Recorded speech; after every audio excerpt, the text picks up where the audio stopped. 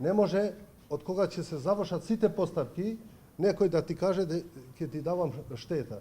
Ние фирмите не сме ги отварале некој штети да ни плати. Ние фирмите сме ги правили да се развиваме како фирма.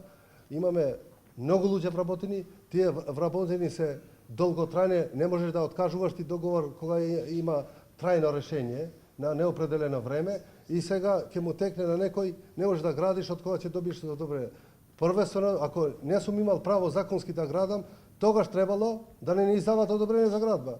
Да не ги зимат парите, ние ќе знаевме од почеток дека нема да се гради тука и ќе мислевме за други проекти. Што се случува сега? Преку ноќ не можеш ти да маневрираш и да одиш во друг проект, бидејќи проектите во градежништво не се ден за ден, туку тие се планираат долгорочно со години. Значи, граѓаните биле во заблуда од политичките партии и имало манипулација од многу луѓе, за жал. Посебно советниците што го гласале тој ДУП, тие биле најгласни да протестираат, што е едно големо лицемерие. Тие што го гласат ДУП, тие можеле да не го гласат ДУП и нема да дојдеме до оваа ситуација денеска што сме.